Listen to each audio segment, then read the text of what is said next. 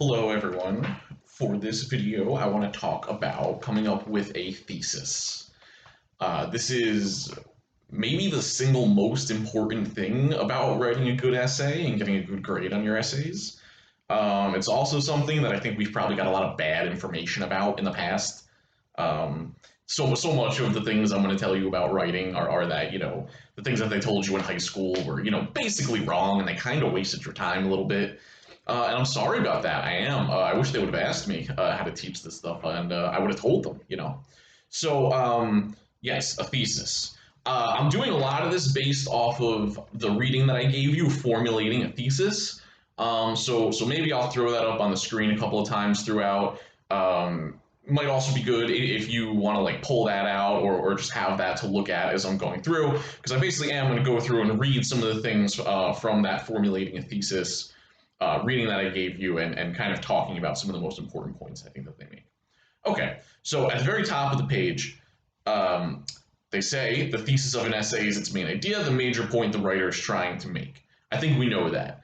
Some of the common misconceptions about a thesis that we get, especially from high school, I think, maybe from college, but the main ones are, number one, the idea that it has to be just one sentence. I know we learned about this a lot as like a thesis statement, right? It's got to be just one sentence. I don't think that's helpful. I don't think that's true. I don't think that's how it has to be. I don't think that's really the best way to do it. Um, what we definitely don't want is the kind of thesis that you might have learned when we used to have to write 5-paragraph essays all the time, where like you're writing a persuasive essay and they tell you to do like the 3 reasons and put them in your thesis. I would totally drop that. I would get rid of that because our essays are probably going to need to be longer than 5 paragraphs, right? And it's just really formulaic and boring to do it that way. So instead, I think that our thesis can be more than one sentence. I think it can be a couple of sentences. It could be, 3 sentences maybe. Really, you just want to make sure it's your argument, right? Whatever your main idea is, whatever your argument is. And depending on the paper that you're writing, your thesis might be, might be pretty complex. It might take a couple of sentences to explain it, and that's okay. The other thing that they told us in the past is that the thesis has to be the last sentence of the first paragraph. Um, I think it's good to have the thesis towards the beginning of the paper. I think most of the time we probably will want them in the first paragraph. It doesn't have to be the last sentence though. Like that's just weird sometimes to have like the sentence that you feel like best encapsulates your main idea to end on that is kind of awkward sometimes. Sometimes we feel like we want to do more to like, I don't know, explain the thesis just a little bit or kind of transition to the next paragraph or set up the next paragraph or whatever it is. So it doesn't have to be just one sentence. It doesn't have to be the last sentence of your first paragraph. Okay, a couple of things from this reading here.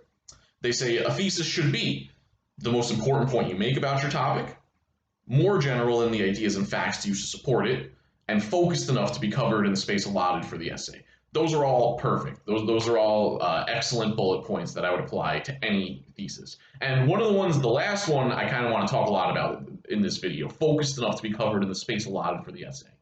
One of the really kind of under talked about things about a thesis is that it needs to be like general enough for you to be able to write however many pages that you need. But it also can't be too general, or else you'll have set yourself like too big of a task, and you'll have a thesis that would be more of the thesis for like a book, but you're trying to do it in 3 pages or 4 pages. So inevitably you end up having to do kind of a half-assed job and cut corners on it. But they talk more about that later, but I do want to focus on that. Another thing they say is that a thesis statement should not be a question, but rather an assertion. I think this is great. I've encountered a lot of students who like, I'll ask them what their thesis is for an essay and they'll respond with like a question. So they'll be like, they'll tell me that their thesis is like, is language important or something like that for an essay about the importance of language. And it's like, well, that's not your thesis, right? Your thesis is the answer to that question. So if you are thinking about your thesis in terms of a question, answer that question. And that is your real thesis. But I think they are right to say that the thesis should always be an assertion because it's almost always an argument. So it shouldn't be a question, it should be the answer to that question, and that's going to end up being your thesis. Okay, going on a little. Okay, so I'm skipping down to like the third paragraph from the reading. It says it's about determining whether your thesis is too general or too specific, like I was saying. It says here to determine whether your thesis is too general or too specific, think hard about how easy it will be to present data, that is, facts, statistics, names, examples, or illustrations, and opinions of authorities to support it. If you stray too far in either direction, your task will become much more difficult. And I think that's the really important thing here. A lot of students, especially students who are worried about writing an essay that's long enough, they'll try to have like a very general thesis because they think it'll be easier to write more pages about that. And that, that might seem true at the time, but ultimately it can end up making writing the essay a lot more difficult, because if your thesis is too general, there's just going to be too much you have to cover and you're going to get overwhelmed, and it's going to end up not being that great of an essay. And even if you're able to fill all the pages, you're going to be all over the place, and I think you're going to feel like it's disorganized, or you're going to have like 10 other things that you like 10 other paragraphs that you could write, but you're not trying to write a 10-page paper, right? So although it's tempting to have a very general thesis to be able to write, to be able to meet the length requirement, by doing that, it's going to ultimately make your objective a lot harder, because you're not going to be as focused in on what you want to say, and then yeah, you're just going to be all over the place and you're going to be disorganized and stuff.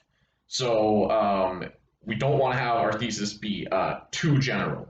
Like it goes on here, a thesis statement that is too general will leave you overwhelmed by the number of issues you must address, right? That's exactly what I'm saying here.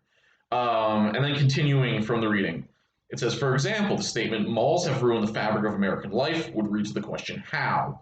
So if that was a thesis, malls have ruined the fabric of American life, if that was the thesis for an essay, what they're saying is there's just so many topics you'd have to get into. There's like the fabric of life, like that's huge, that's everything, right? That's economics and transportation and culture, and it's the topic for a book, right? Not a short essay. And that's what they kind of go on to say here. And then they tell us, on the other hand, too specific a thesis statement will leave you with too little information to present. And their example here, the big city mall should not have been built because it reduced retail sales of existing big city stores by 21.4%.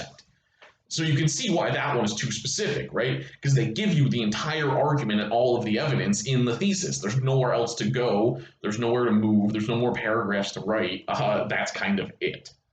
Yeah, like it says after, it does not leave you with an opportunity to develop an argument. So I think this is the really big one for a lot of my students, is having a thesis that is general enough that you can write, 4 pages or whatever you need to write about it, but that it's specific enough that you can make your argument fully and in a convincing manner. That's the main thing with having a thesis that's too general. Your argument's just not going to be convincing because it's going to have to be kind of half-assed. Okay. And then on the back here, they have a couple of questions that I would definitely ask about your thesis for any essay that you write, not just this class, any class. And it says, does my thesis take a clear position on an issue? If so, what is that position?